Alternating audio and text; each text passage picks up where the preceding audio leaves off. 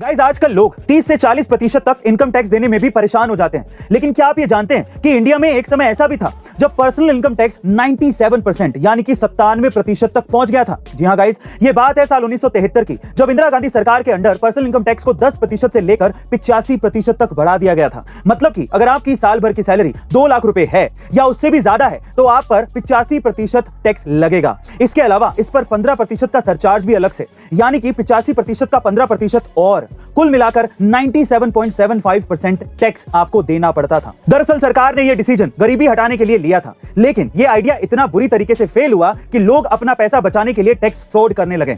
और जब सरकार को अपनी गलती का एहसास हुआ तो अगले साल से टैक्स रेट को कम करके 75% कर दिया गया। गाइस, क्या आप इससे पहले तक ये इंटरेस्टिंग फैक्ट जानते थे? और अगर नहीं तो कमेंट सेक्शन में जरूर लिखेगा। और ऐसे अमेजिंग वीडियोस के लिए शेयर, सब्सक्राइब एंड लाइक। मिलते हैं अगली वीडियो में। हम लोग ये जानते हैं कि कोका कोला को एक बार इंडिया में बैन कर दिया गया था। जी हां गाइस, आप ठीक सुन रहे हैं। ये बात है साल 1977 की, जब इंडिया के इंडस्ट्रियल मिनिस्टर जॉर्ज फर्नांडिस ने कोका कोला के सामने 2 शर्तें रख दी। पहली, कोका कोला को अपनी इंडियन सब्सिडीज में से 40% का मालिकाना हक गवर्नमेंट को देना होगा। और दूसरा, उन्हें कोका कोला की रेसिपी इंडियन गवर्नमेंट के साथ शेयर करनी होगी।